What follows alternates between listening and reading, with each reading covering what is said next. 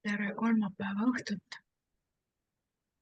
Me oleme juba palvega alustanud ja ma pean siis natuke refereerima, mida ma vaimus nägin. Kohe palve alguses, siin oli kõigepealt algus palvetas Merike ja kui Merike palvetas siiralt, et Jeesuse tahe sünniks, siis ma samal ajal, kui Merike palvetas, ma nägin, et Jeesus oli meie keskele selline mitte kärsitu, aga ütleme ka natuke selline, tema olek oli selline, et ta ei taha aega raisata. Ja tal olid käes võtmed nagu palju võtmeid ja või mitmeid võtmekimpe ja ma sain aru, et ta on tulnud asja pärast ja tal on pakiline vaja, nagu tal on pakiliselt vaja need võtmed välja jagada. Ja ma sain aru, et need võtmed on erinevatesse taevastesse paikadesse või taevastesse sellistesse valdkondadesse, dimensioonidesse. Ja see puudutab mitte üleüldiselt midagi, vaid ma sain aru, et eri inimestele ta tahab anda erinevad võtmekomplektid. Sellepärast, et kõik ei pea minema igale poole, aga igaüks peab minema kindlatesse paikadesse, mis puudutab tema kutset siin maa peal. Ja on tähtis, et igaüks saaks kätte need võtmed, mis puudutab tema eriala, tema kutset, tema ande ja tema ülesannet, mida ta tuli siia maa peale täitma. Mäletate seda Taaveti psalmi, kus ta ütleb, et põletus- ja tapaohvrit sa ei tahtnud ja nad ei olegi sulle meelepärased, aga ihu oled sa mulle valmistanud ja ma olen tulnud tegema sinu tahtmist. Ma olen tulnud tegema sinu tahtmist, oo Jumal. Ja Hebra kiri tsiteerib seda Taaveti laulu. Taavet teadvustas endale seda, et ta on teadnud, mis on Jumala plaan. Jumal andis talle ihu, ta sündis, tuli tegema konkreetselt Jumala tahet. Nii on igaüks tulnud taevase mandaadiga. Oleme ülevalt sündinud. Ja igal ühel on üks ülesanne, üks jooks täita. Ja tõesti igal ühel, mitte ainult need, kes me oleme siis nüüd taastatud Jumala vaimu osadusse, vaid see ongi erinevus ainult, et meid on taastatud Jumala vaimu osadusse, aga teistel on see potentsiaal alles. Ka nemad on tulnud tegema tema tahet, neil on annid, neil on intuitsioon, neil on südametunnistus, neil on loomulikud talendid, neil on loomulikud võimed ja paljudel on siiski ka, Jumal sekkub nende ellu ju üleloomulikult. Minu ema ja mina ja ka mu lapsed ja kõik ja me oleme kõik, Jumal on andnud meile ette asju teada ja me oleme unes asju näinud, kus ta on sekkunud meie ellu, kus ta on öelnud asju ennem, kui me üldse ei mõelnudki nagu usklikuks saada. Nii et see potentsiaal on kõigil olemas ja Jumala arm tüürib igaühte selle suunas, et ta saaks kokku selle valgusega, et ta silmad läheks lahti ja ta saaks aru, mida ta siin maa peal teeb. Sest see küsimus vaevab ju peaaegu kõiki inimesi, kes sünnivad, juba lapsest saati, mida ma siin teen. Ja seda vastust ei oska mitte keegi anda. Ja ega keegi ei ole ju rahul selle vastusega, et sa oled lihtsalt üks sihuke bioloogiline produkt. Sa lihtsalt kuidagi niimoodi tekkisid munarakust ja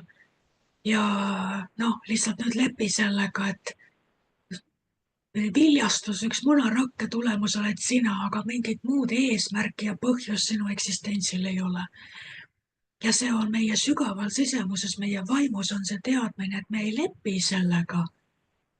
Me ei saa aru seda, sest kui see oleks ainult muna- ja seemneraku ühinemise produkt, siis miks me oleme kõik nii erinevad?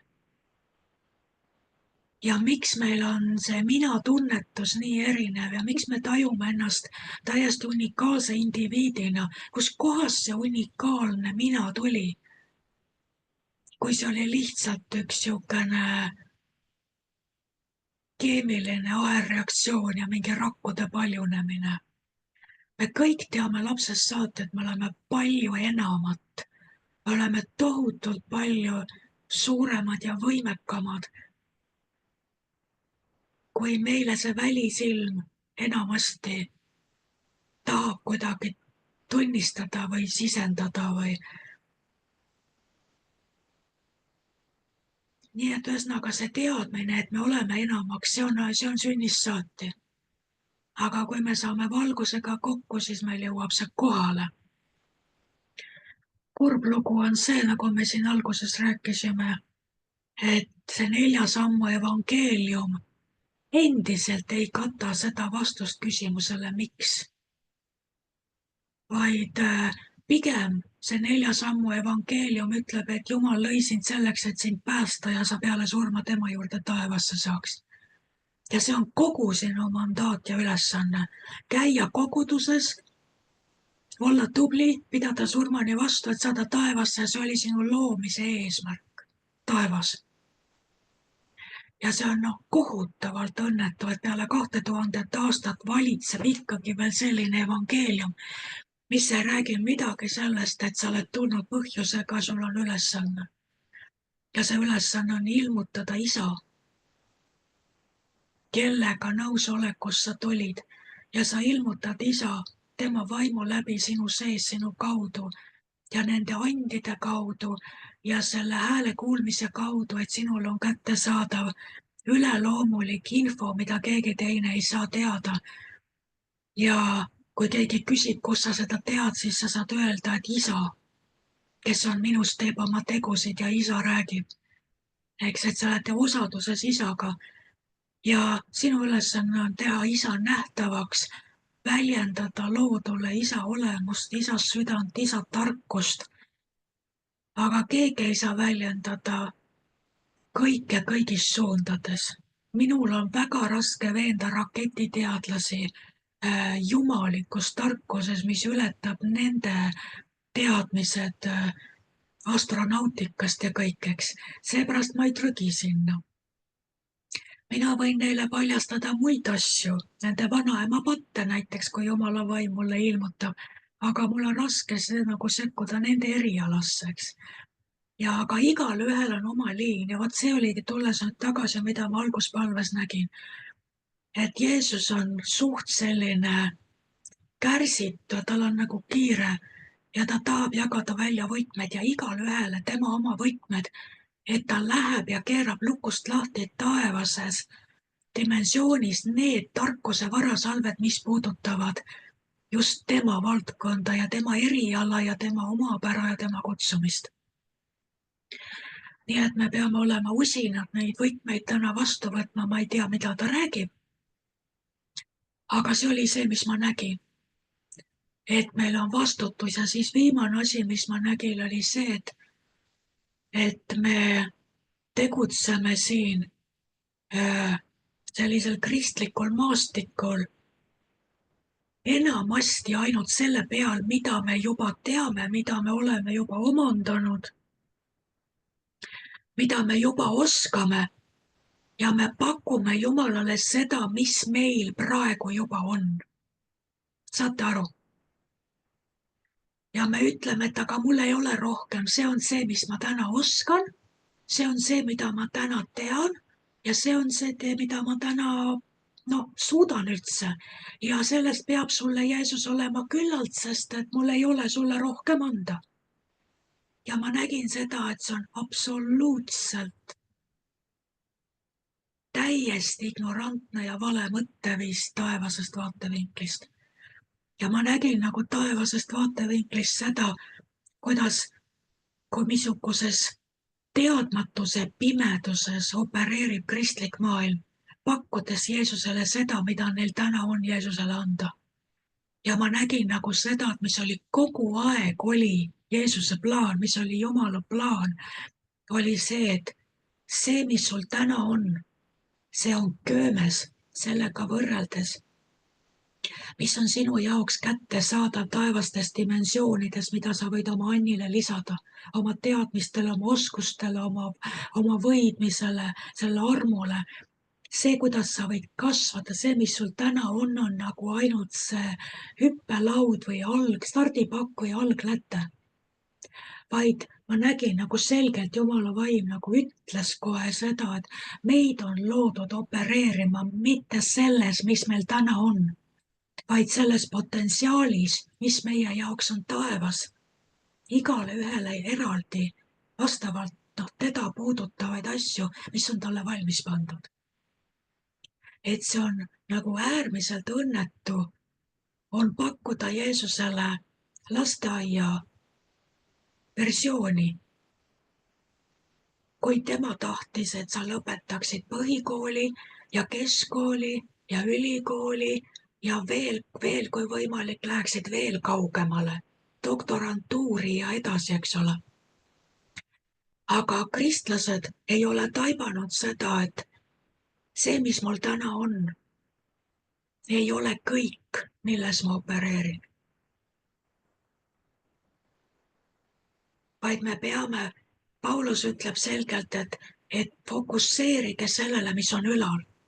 Ärge vaadake sellele, mis on all maa peal, vaid mõelge sellele, pange oma fookus, keskenduge, suunake oma pilk, oma silmad üleloomulikult taevasesse vaimusfääri.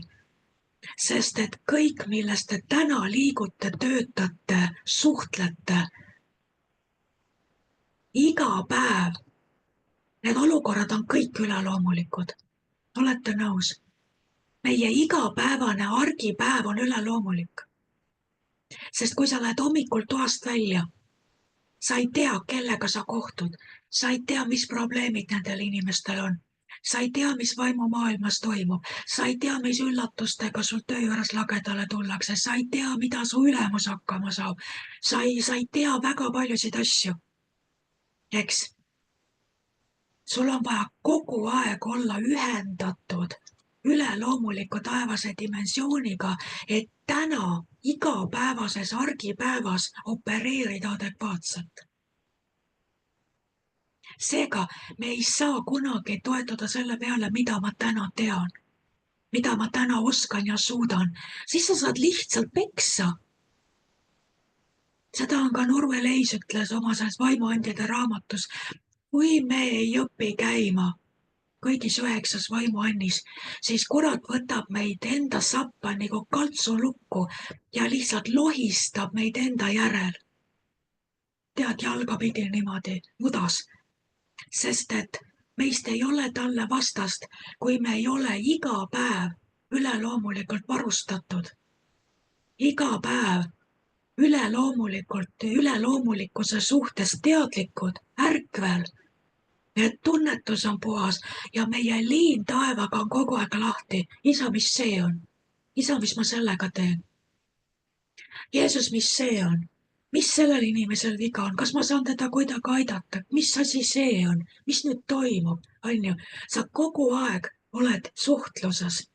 Niimoodi, et sellepärast ma sain aru, miks nagu Jeesus seda näitas selles alguspalve viimases osas, et täiesti nagu kristlased liikusid pimeduses, selles ignorantsuse pimeduses, sest nad arvasid, et see, mida ma täna oskan, see on kõik, mida Jumal saab minult oodata. Ma ei oska paremini, ma ei tea paremini, ma lihtsalt olen selline. Ja see on tegelikult, ma nägin, see oli siuke täielik hämarus, ignorantsuse hämarus. Aga meid on kutsutud särama nagu taevatähed. Meid on kutsutud olema briljantsed. Igas suhte, see, kuidas sa võib-olla ühistranspordis kellelegi naeratad, keegi, kes midagi nüksab või kukub sulle otsa või astub varba peale, kuidas sa reageerid? See, et sa naeratad, ütled, pole viga, ikka juhtub. Inimene saab šoki, kuidas sa nii lahke oled. Aga võt see on sellepärast, et sa oled kogu aeg taevaga ühenduses. ja et sa töö juures tajud, milles on asjad, et sa ei reageeri lihas, hingeliselt, naturaalselt, vaid sa oled kogu aeg võtad oma info vastavalt sellele, kus sina oled ja mida sul on vaja teha. Sa saad kogu aeg värske info peale. See peaaegu, et ei olegi eriti oluline, mida sa juba tead. Seda on küll opereerimiseks vaja, on ju, arvutioskusi ja autojuhioskusi aga see ei ole see, mis on põhiasi. Ma näen seda, et Jumal ei oota mitte seda, mida sa oled omandanud ja oskad täna, vaid Jumal ootab sinult, et sa igas hetkes oled valmis võtma tema käest seda, mida sa veel ei osanud, mida sa veel ei teadnud, millest sa veel aru ei saanud. Sa oled kutsutud, vot siis ta on sinuga rahul. Et ta ei oota mitte meilt neid surnud tegusid, nagu algõpetus ütleb. Eks seda lihtsalt seda monotoonset, rutiinset toodangut selle pealt, kes me juba oleme, vaid ta ootab, et me elava suhte läbi taevast kogu aeg väljastame seda, mida eile veel ei olnud. Vot siis talle meeldib sinuga koos töötada, et kõik, mis on, tuleb sulle igas hetkes tema käest. Et sa, isegi kui sa vastad e-mailidele, siis kuidas sa vastad, see on nii elegantne ja seal on püha vaim sinu e-mailis sees, isegi sinu tööalases e-mailis, see sõnastus, see tervitus, see allkiri, see kõik on selline, et inimene, kes selle e-maili saab, ta tunneb ennast hästi, ta tunneb ennast austatuna. Ta ütleb, et oi, missugune meeldiv inimene, see on mulle selle e-maili saatnud. Ta on nii tagasihoidlik, ta on nii viisakas, ta on nii tore, eks. Vaata, sa võid saada e-maili täiesti erinevalt. Tuleb sulle e-mail, mis paneb sulle nagu paugu. Sa ei saa aru, miks. Aga inimene pani oma vaimu sinna. Ja see on ebameeldiv, sa ei taha sellega tegemist teha. Ja siis teine inimene saadab sulle e-maili ja sul on kohe tahtmine, et hakata talle klassikirjandit vastu kirjutama. Sest ta on nii siiras, nii avatud, nii lihtne, on ju.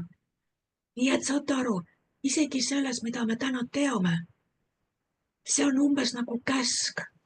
Kui püha vaim seda ei elusta, see on surnud. Kui see, mida me oskame teha, kui keegi on näiteks hooldab hooldekodus kedagi või on haiglas töötab.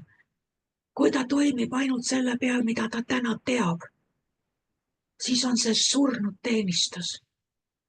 See, et ta oskab teha neid asju, kui seal ei ole elavat püha vaimu osadust täna, Jumala vaimu suhtumist sellesse inimesse, keda aidatakse, siis on see üks täiesti surnud nagu käsk. Nagu Vana-testamendi käsuaeg. Surnud asi. Aga kui see hooldaja läheneb abi vajavale inimesele oma vaimus küsides, Jeesus, mida sa tahad teha, kuidas ma talle ütlen, kuidas ma ta poole pöördun, kas ma nimetan teda nimepidi, kas ma ütlen talle emakene, saad aru, kuidas ma teen tema olukorra, kuidas ma näitan valgust, kuidas ma näitan Jeesuse südant, saate aru, vot kui tuleb püha vaim sinu igapäeva tegemisse, siis on selles elu ja see on eluandev. Meid on kutsutud eluandvaks vaimuks. Teine Aadam on eluandev vaim. Ja vot see oli see, mida ma nägin alguspalves. Näed, tänast teemat ei saagi võtta, sest aeg juba läinud, eks. Et ma mõtlesin, me alustame vaimuandide õpetamisega, aga ma arvan, et see, mis ma alguspalves nägin, et Jeesusel oli kannatamatuselt kergelt niimoodi käes niisugused mitmed erinevad võtmekimbud, et ta tahtis siin olevatele inimestele anda kätte võtmed, et igaüks teist saab minna ja võtta uusi teadmisi, oskusi, arusaamist, võidmist, ilmutust, tuleviku teadmisi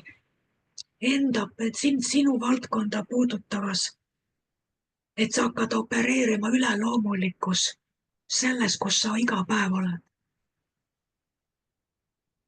Sest kus iganes sa oled, seal sa esindad Jumalat, kus iganes sa inimestega suhtled, mida iganes sa teed, isegi kui sa oled kodus kinni ja tegeled ainult eestpalvega, siis ka sinu eestpalved ei tohi olla masinlikud, monotoonsed, ritualistlikud nimekirja alusel. Nimekiri võib olla, aga sa palud iga asja kohta jälle taevast ilmutust. Meid on loodud elama pidevas suhtluses taevase dimensiooniga. Kui see sureb, me muutume sellest hetkest, see valgus kustub, meie ümber läheb kõik hämaraks ja me muutume religioosseks ja elu kaob. Saate aru? Me võime nii peenelt elu ära kaotada ja arvata, et kõik on korras. Ma ju teen kõiki asju, ma hoolitsen kodu eest, hoolitsen mehe eest, hoolitsen laste eest, käin tööl, olen korralik, pean kellaaegu. Mis sa veel tahad? Kirikus käin ka, koguduses käin ka, teen oma ülesanded ära, mis sa veel tahad? Kui selles on kadunud ära see pidev üleloomulik kontakt, pidev vaimne taevane informatsioon, tunnetus eri inimeste suhtes, et sisemine teadmine, millega või kellega sul tegu on. Kui see pidev osadus kaob ära, siis sa oled elus surnud. Sa oled elusast peast surnud. Nagu elad, aga tegelikult juba, vaata ilmutusraamat ütleb, et sa arvad, et sa elad, eks, aga tegelikult oled surnud. Sest kontakt oli kadunud, eks. Siis kuskil teises kohas ta seal ilmutusraamatus ütleb, et pea kinni, et tead seegi ära ei kao, mis sul veel alles on. Et me saame täna teha seda, et me palvetame, et kus iganes valdkonnas on tulnud sisse nüridus sellesse, mida me teeme, kuhu iganes on tulnud surm sisse, et elu ei ole selles valdkonnas, küsi selle valdkonna jaoks uusi võtmeid Jeesuse käest. Sest mitte üheski valdkonnas ei tohi olla surm, tülpimus, kuiv, mitte midagi elavat ei voola Jeesuselt sellesse valdkonda. Küsi, miks see nii on? Kas on pilv edasi liikunud? Kas on sinu aeg oleks see asi kokku pakkida ja ära lõpetada, edasi liikuda? Või on see usu küsimus, et sa ei ole taibanud, ei ole endale osanud aru anda, et sind ei ole kutsutud opereerima selle peal, mida sa täna tead ja oskad, vaid sind on kutsutud opereerima pidevas kontaktis taevase üleloomuliku dimensiooniga, kus tuleb kogu see tarkuse ja ilmutuse valgus sulle. Igas olukorras. Et ma mõtlen, et see võib-olla oligi siis praegu sissejuhatusele vaimuandjade teemale, mida me pidime hakkama uurima. Et ilma selleta, et Kristus ennast nende vaimuandide kaudu meie sees ja meie läbi ilmutab, ilma selleta, kui seda ei toimi, siis inimesed ei näe meis Kristust. Sest inimesed näevad ja tajuvad meis Kristust ainult siis, kui üleloomulik ennast ilmutab meie kaudu. Ta ei pruugi teada, et see on üleloomulik, aga sina tead. Näiteks see, et sa ei ole lihtsalt hea, inimesed võivad mõelda, et kuidas sa oled nii hea inimene. Ja mõtlen, et inimesed, kes puutuvad näiteks Piretega kokku, seal, kus tema on, nad võivad lihtsalt eksida ja öelda, et sa oled lihtsalt nii hea inimene. Aga Piret teab tõde. Kui Kristus temast ära võtta, siis ei jää seda head inimest järgi. Vaid see, mis temas on, see pehmus, meil see Rooma 5.5 ütleb, sest Jumala armastus on meisse välja valatud vaimu läbi, kes meile anti. Seega, püha vaim valati meisse ja nüüd inimesed kogevad Jumala armastust meie kaudu, aga nad arvavad, et me oleme head inimesed. Enamus juhtudel, kui me oleme ausad, see ei ole tõsi. Me võisime jätta hea mulje, aga nagu Jeesus ütles seal variseridele, et te teete kõik väljastpoolt puhtaks ja ilusti, aga seespidi olete täis surnuluid ja kes teab mida veel, eks ole, mida te varjate, eks. Et tegelikult isegi see headus ja lahkus ja armastus, mida me võime inimestele näidata, on reaalselt üleloomulik. See tuleb ülevalt läbi meie nendesse. Kui meil kaob kontakt Jumalaga, ma usun, et paljud on seda kogenud, kui sa ei ole saanud Jeesusega koos olla, kui sa ei ole saanud nii-öelda oma koormaid maha laadida ja sa ei ole saanud vastu võtta tema rahu ja tema õnnistust, sa ei ole saanud kuulda ta häält, sa oled jube inimene. Sa oled närviline, kannatamatu, eks. Targad abikaasad ütlevad, et kuule, sa ei ole vist ammu palvetanud, mine sulge ennast magamistuppa, ära tule enne välja, kui sa oled Jeesusega kokku saanud, sest sinuga on võimatu koos elada, kui sa ei ole ammu Jeesusega kokku saanud. Eks. Aga kui me läheme, võtame selle aja, kui me tuleme oma palvekambrist välja, me oleme hoopis teistsugused inimesed. Me oleme meiega võib täitsa koos elada, eks. Et isegi see peab olema üleloomulik.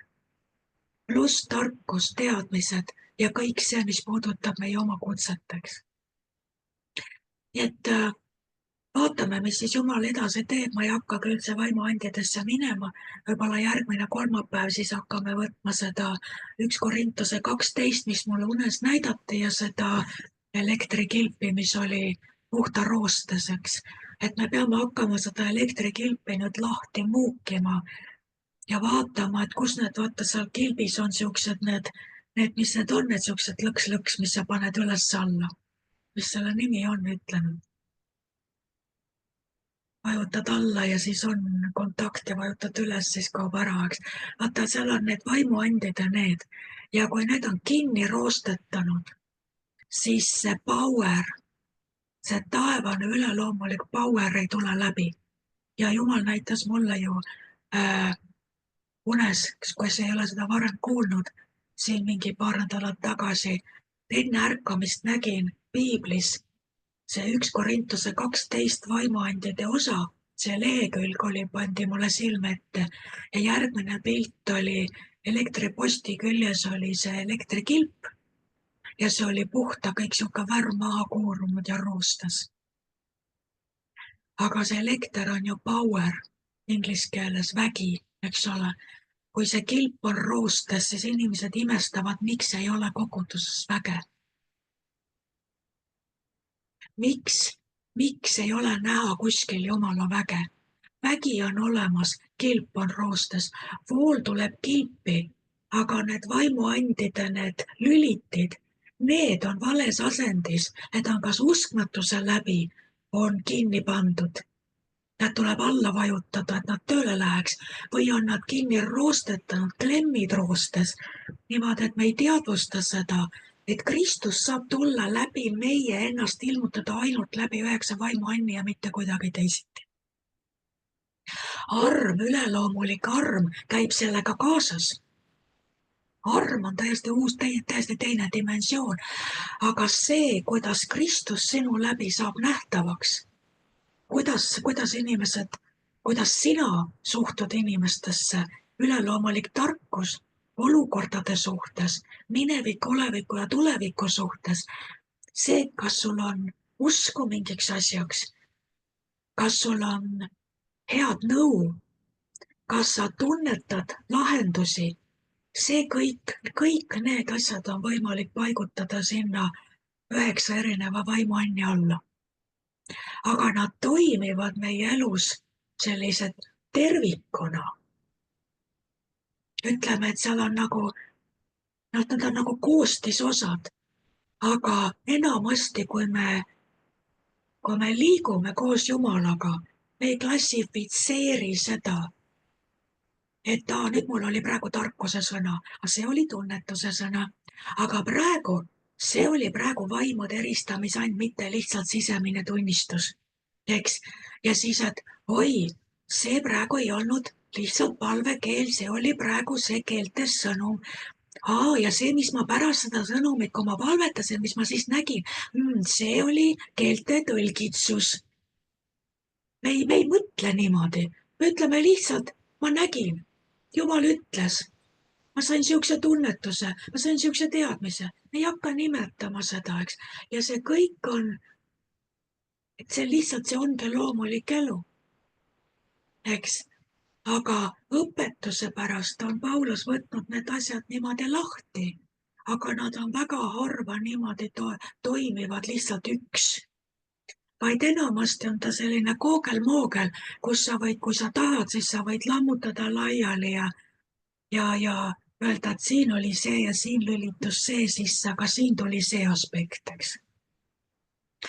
Et ka seda kõike, kuidas need vaimuannid töötavad läbi põimitult ja mida nad esindavad, seda me hakkame järgmine kord vaatama. Aga ma usun, et see on see, et kui me need roostes klemmid lahti muugime, siis hakkab see power sealt kilbist läbi tulema. Ja siis ei pea ütlema, et ma ei tea, kus Jumal on. Ja siis sinu ümber ka inimesed ei saa öelda, et ma küll ei saa aru, kus see Jumal on, ma ei ole mitte midagi näinud. Kui ta tunneb sind, siis ta ei saa ennast vabandada, sest sinu elus on kogu aeg üleloomulik teadmine, üleloomulikud vastused, üleloomulikud lahendused. Sa tead kogu aeg asju, mis on tihtipeale risti vastupidi sellele, mida loomulik inimene arvab, eks. Ja sul on õigus. Ta ei saa öelda, et Jumal ei tee midagi ja väge ei ole. Sinu pealt ta näeb seda. Nii et sellel teemal võime täna siis palvetada, eks. Kuna see algusest juba sinna suunas läks, alguspalvest alates. Aamen. Nii, osad on liitunud siin alles hiljem. Ma küsin teie käest lihtsalt praegu, kuna minul oli eile ühe vaimuanniga üleloomulik kogemus. Ma küsin teie värskest lähiminevikust. Kas te olete olnud mingis olukorras, kus te ei teadnud, millega tegu või te ei teadnud, mida mõelda või te ei teadnud lahendust või midagi ja järsku see tuli su südamesse, järsku sa teadsid? Mõtle viimaste nädalate peale kas või. Ütleme, sa lihtsalt palvetasid. Ja kui sa palvesse läksid, siis oli ühtemoodi, aga palve ajal järsku sa nägid midagi, sa mõistsid järsku midagi ja sa järsku said aru, mis sa pead tegema, sul oli lahendus käes. Sa teadsid seda, et vot seda ma praegu ei pea tegema või et ma pean selle praegu ära tegema või kuidagi mingisuguse, sa said mingi võtme, kui sa palvetasid. No ikka seda juhtub kogu aeg ju. No vot. On sul mingi näide? No ma ei tea, kui meie kahekesi palvetame näiteks, siis me ju lähmegi alati mingite konkreetsete küsimustega ja kui me palvetamise lõpetame, siis me oleme ju saanud vastuse. Ja, täpselt seda ma mõtlengi. Jah, see ju selle aja jooksul tekib. Ja me ei mõtle selle peale, et oi, see oli praegu tunnetuse sõna. Ei. Ja see oli praegu tarkuse sõna, see oli praegu vaimude eristamise andja, see oli praegu prohvetlik kõne. Üldse me ei mõtle. Me lihtsalt ütleme, kui lahe, Jumal, sa oled nii äge, eks. Me ei mõtle nagu.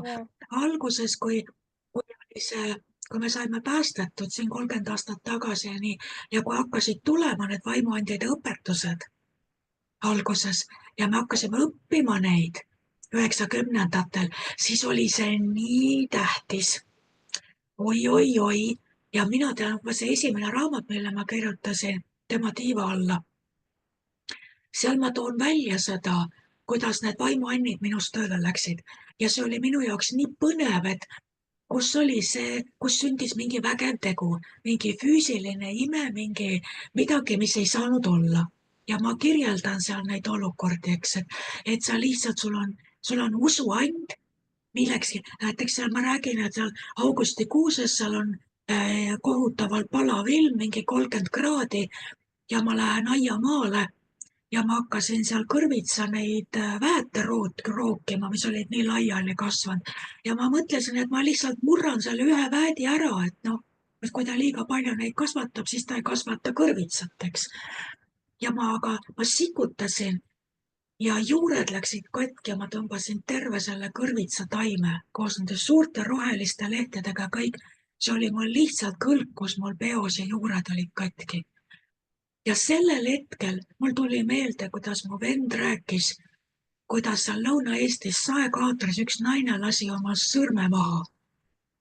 ja nii kui see juhtus, ta võttis sõrme, pani tagasi otsa ja ütles südamest, Jeesus, anna andeks, ma nii lohakas olin.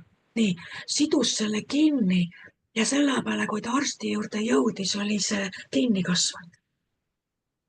lihtsalt, et ta parandas meelt ja palus samal hetkel andeks ja pani sõrme tagasi otsa.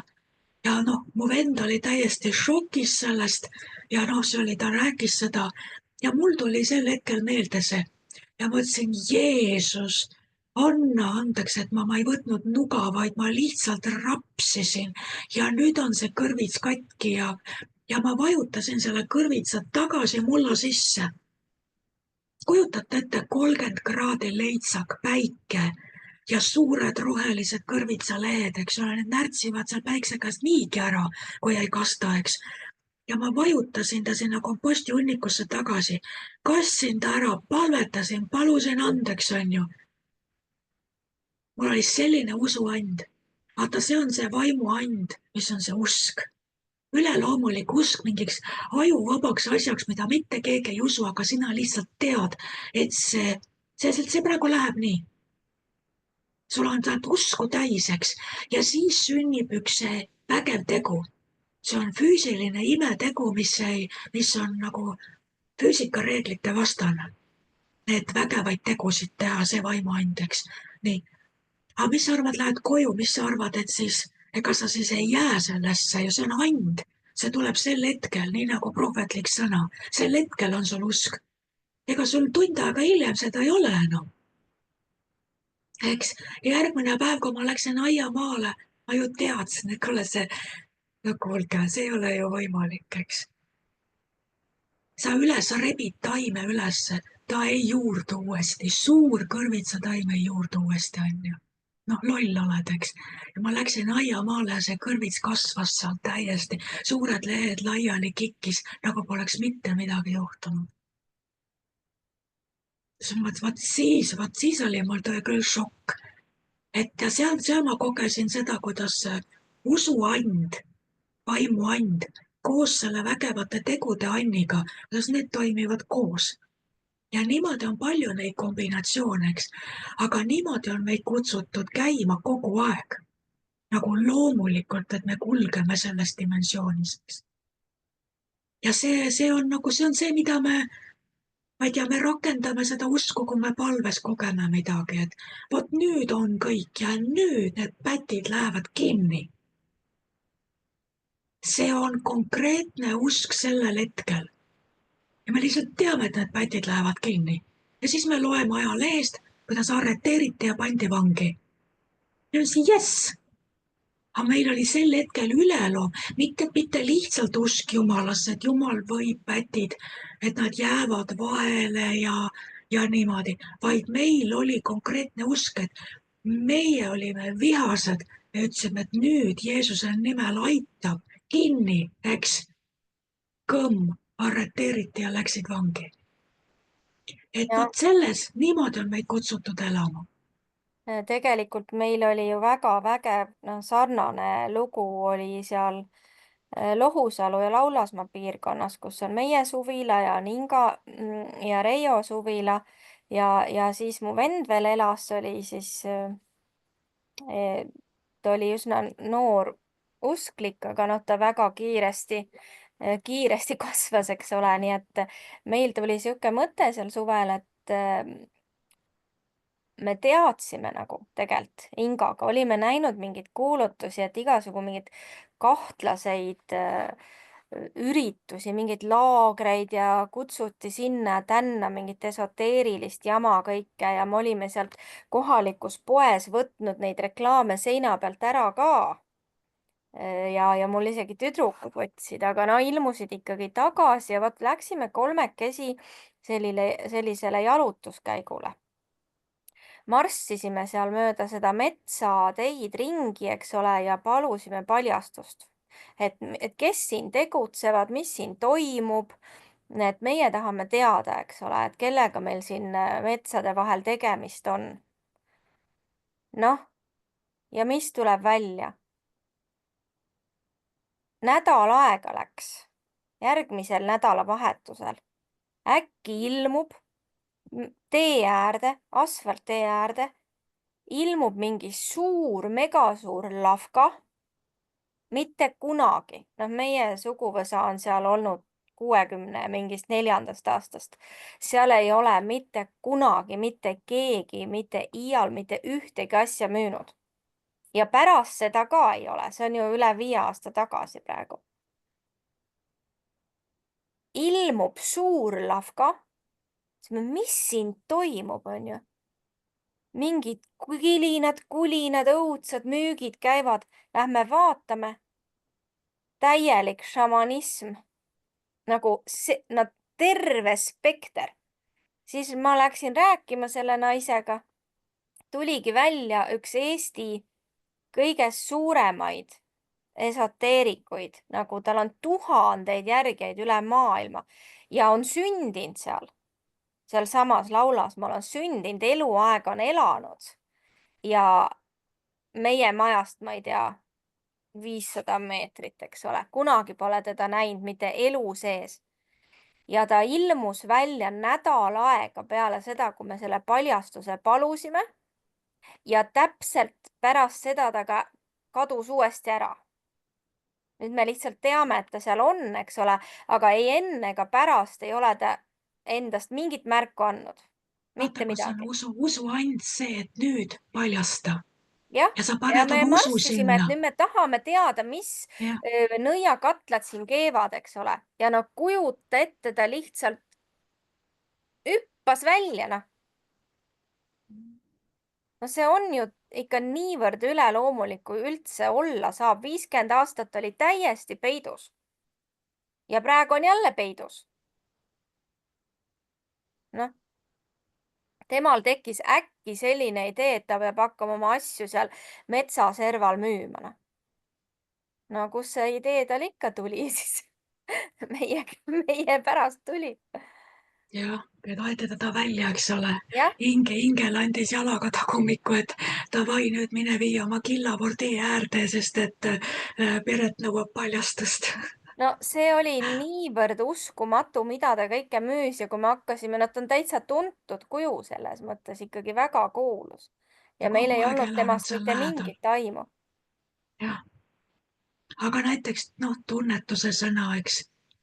Tunnetud, me hakkame õppima neid, eks, et mis on tunnetuse sõna, on nii üleloomulik info, üleloomulik teadmine mingite faktide kohta, mis puudutab kas siis minevikku või olevikku.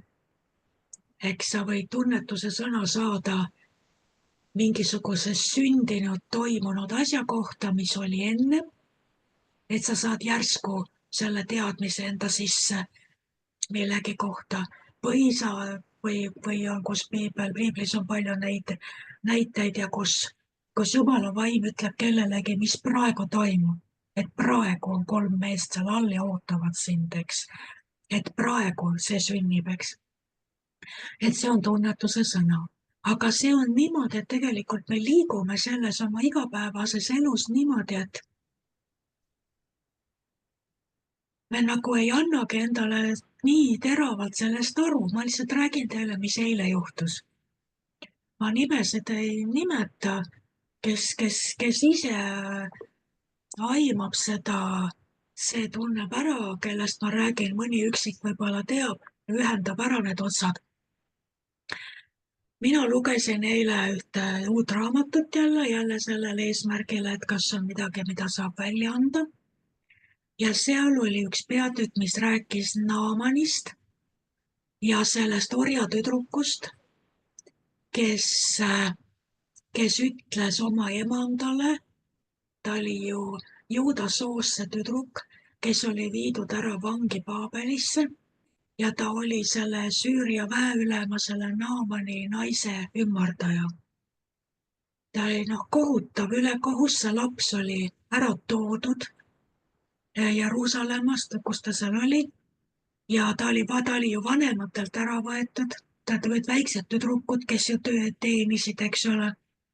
Ja ta oleks võinud olla kohutavalt traumeeritud ja kibe.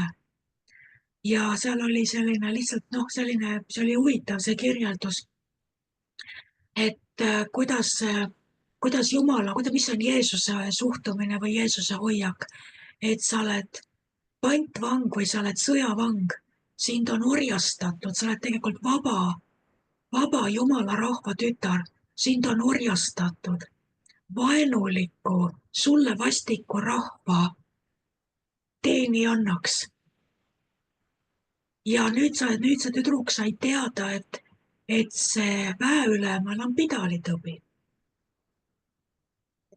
Ja ta ütleb sellele emandale, et kui mu isand ainult saaks rääkida Iisraelis selle prohvetiga, et siis ta saaks terveks.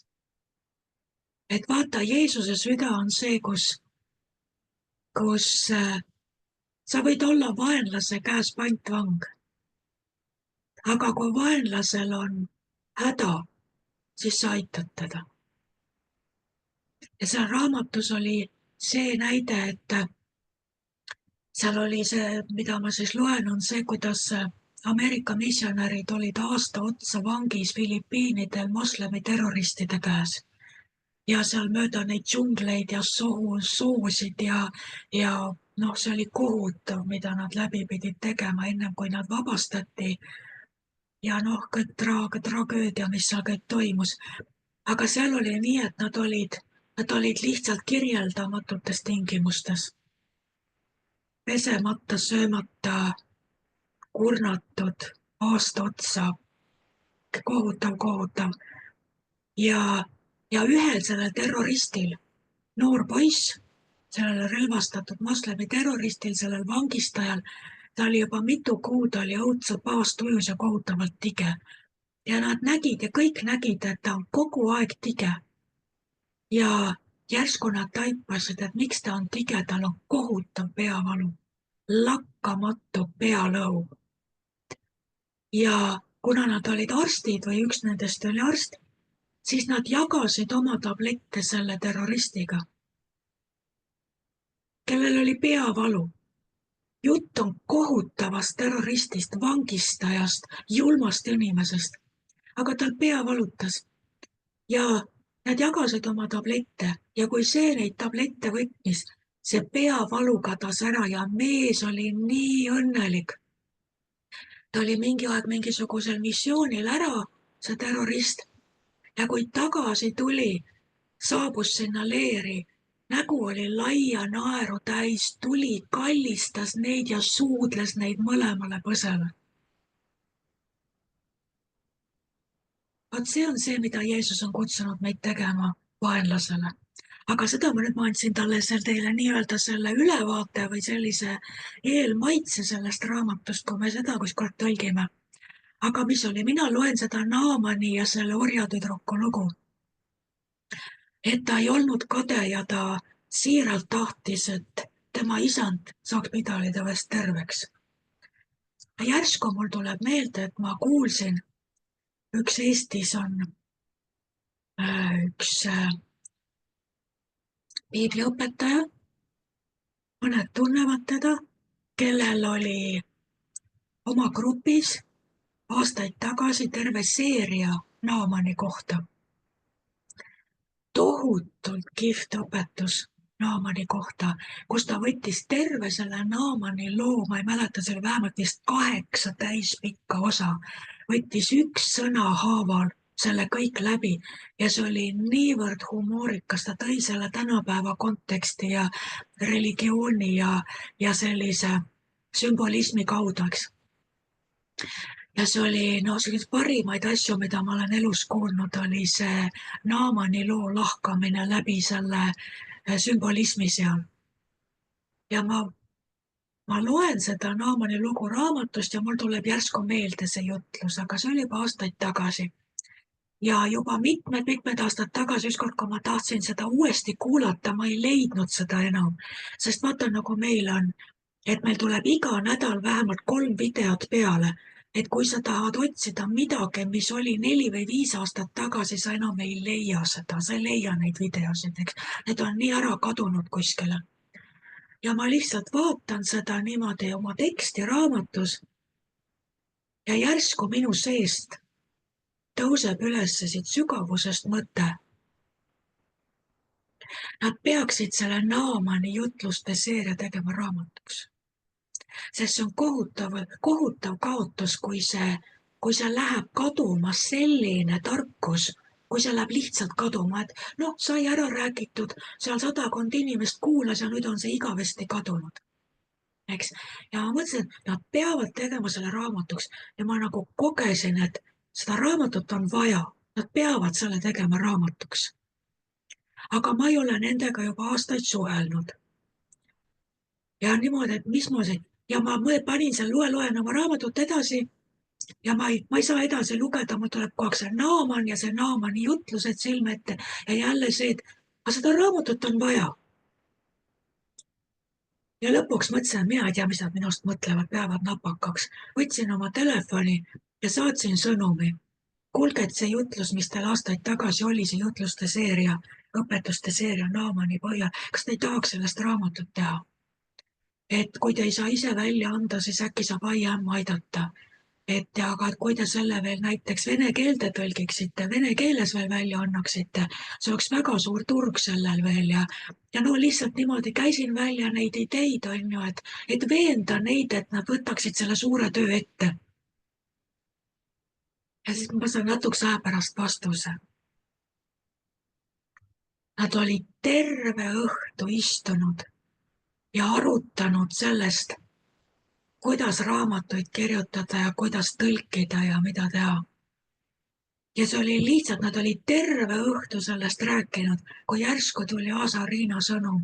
Kas te ei tahaks Naamani jutlustest raamatut teha ja seda ka näiteks vene keeles välja anda, eesti keeles ja vene keeles? Et see on niivõrd hea asi, et sellel võiks olla väga suur turg. Eks? Ja ma sain pärast veel ühe selliste suurte nende trükitähtedega tänukirja. See oli neile niisugune kinnitus, see oli selline julgustus. Ja et mis ma tahan sellega öelda? Lihtsalt raamatut lugedes järsku minus kerkib üles mõte, nad peaksid selle raamatuks tegema. Tegelikult oli see tunnetuse sõna, aga samas ka tarkuse sõna. Sest tunnetuse sõna on selle kohta, mis praegune olukord. Ja see oli see, et nad praegu teises Eesti linnas arutasid seda võimalikkust raamatuid kirjutama hakata ja raamatuid tõlkima hakata, eks. Aga teine asi on see, et tarkuse sõna viitab tulevikule, mis on Jumala plaan, nagu tulevikus, eks. Ja see oli see, et Jumal ilmutas selle tarkuse sõna kaudu neile, et see on minu plaan teie tuleviku jaoks, et te panete oma selle tohutu tarkuse raamatu kujul teete inimestele kättesaadavaks. Kas või mitmes keeles, sest see on niivõrd hea, eks. Ja et vot näed, selle peale ma mõtlesin, et ma peaks võtma, et kuna see eile või millal mul see tuli, see Kenneth Eigani vaimuannid, et ma pean kohe sellest hakkamagi rääkima, et me oskaksime tähele panna selliseid impulsse. Näiteks vaata, üks selline tunnetuse sõna või see võib olla see, et sulle lihtsalt järsku sul kerkib sees mõte. Mis see inimene teeb? Pean talle helistama. Ja sa kirjutad talle või helistad ja ta ütleb, kus sa teadsid, ma just mõtlesin sulle. Saate aru?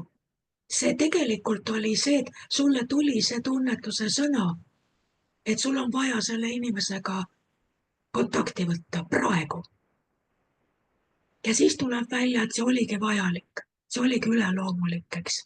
aga no me räägime täpsemalt neid siis järgmine kord. Praegu me võiksime hakata selle alusel palvetama, et igaüks meist saaks need võtmed ja teeks oma elektrikilbi korda. Ma võin päris kindel olla, et enamusel meist on see power'i, see elektrikilp suht roostes. Ja kindlasti on enamus klemme on kas vales asendis või on kinni roostetanud või on korgid läbi põlenud. Või midagi sellist, et me läheme oma elektrikilbi juurde ja keerame selle lukust lahti ja vaatame, mis seisukorras see on. Kas vaimuannid toimivad meie läbi? Kas me kuuleme, kas me näeme? Kas Jumal räägib meile unenägude kaudu? Kas me näeme palves nägemusi? Kas me näeme pilte? Kuidas jõuab Kristuse üleloomulik info iga päev meieni? Kas see tuleb läbi? Kas sa oled kogenud keeltes sõnumit, kui sa palvetad? Et see ei ole palvekeel, vaid järsku see keel muutub ja nagu muutub hoopis teistsuguseks ja saad aru, et sa edastad mingit sõnumit. Kas sa oskad pärast seda oodata tõlgitsust?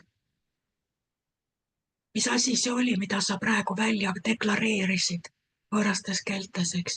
Ja nii edasi ja nii edasi.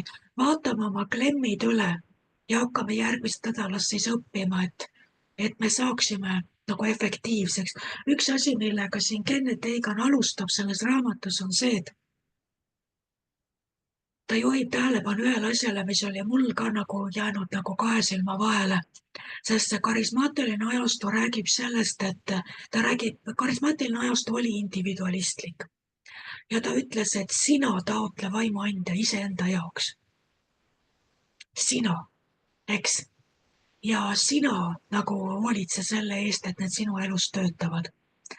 Aga mida see tegi? See tegi seda, et see 1 või 2 või 3 sinat koguduses, kes võtsid selle usus ja hakkasid liikuma, nende elus toimis, sest nemad ütlesid, näe, piibel ütleb, taotlege vaimuande ja mina tegin seda. Aga milles pannakse mööda? See 1 Korintuse 12 Paulus kirjutab koguduse. Ja ta käsi kogudusel taotleda vaimuande. See paneb vastuse pastori peale, juhtide peale ja see paneb vastutuse selle peale, et kõik terve kogudus peab hakkama liikuma üleloomulikus, peab oskama tõlgitseda nägemusi, unenägusid tõlgendada, teadma, kuidas kuulda püha vaimu häält, kuidas tunda ära, kui Jumal sulle midagi õpetab. Vastutus on koguduse peal, mitte üksikindiviidi peal. Mina ei olnud kunagi seda näinud niimoodi, et Paulus kirjutas kogudusele, mitte üksikusklikele, kellest siis mõni valib sellesse astuda usus ja enamus lasevad selle lihtsalt kuidagi leigelt mööda ja mul ei ole vaja seda. Aga nad valmistavad Jeesusele pettumuse, sest nagu ma ütlesin, nad tegutsevad, opereerivad, toimivad selles maailmas lihas juba kätte saadud info peal. Ja nad ei tee Jumalaga koostööd, sest nad ei oska vastu võtta üleloomulikku. Ja nad valmistavad tegelikult Jumala riigile pettumuse. Ainult need 2-3 tähte, kes koguduses hakkavad vaimuande taotlema, need siis hiilgavad ja need lähevad selle peale elitistlikuks, lähevad uhkeks. Ja kõik on üks suur jama. Aga kui me tuleks selle juurde tagasi, mida tegelikult Paulus ütles, mida püha vaim ütles, vastutus on koguduse peal. Et viimne kui üks peab õppima liikuma vaimus. Kuulma vaimus, nägema vaimus, edastama vaimu infot. Vaat siis oleks pilt hoopis teine. Et sellepärast ma praegu siin nii intensiivselt teiega räägin, et see vastutus on tõesti tuli mulle, sest mina nägin unes seda 1 Korintuse 12 ja roostes elektrikilpi. Ja nüüd on tõesti Jumal toonud selle koha peal, et me peame taotlema seda, et ei ole mitte ühte ka meil siin, kes ei oskaks tuua välja oma igapäevaelus asju, kus otseselt ta sai osa tarkusest, ilmutusest või mingil muul viisil sellest, mida Jumala vaim taevasest vaimsest dimensioonist temale ja tema läbi vahendas. Seda aega, kus inimesed lihtsalt toimivad oma vana rasva peal, oma seniste teadmiste peal, see aeg peab ära lõppema, mitte ühelgi meist ei ole vabandust, me ei tohi jääda sellesse dimensiooni, sellesse maisesse. Me peame saama üleloomulikeks poegadeks ja tütardeks kuningriigis, kelles kogu meie elu on tegelikult täiesti läbi imbunud ja lõhnab ja peegeldab üleloomulikku. See valgus peab paistma meist kogu aeg ja see valgus on üleloomulik, see on lakkamatu üleloomulik ühendus taevase kuningriigiga. See on see valgus, mis meist peab, mitte inimlik hingeline headus. Eks, see peab olema üleloomulik. Vot. Nii, joon alla. Lähme palvesse. Aamen.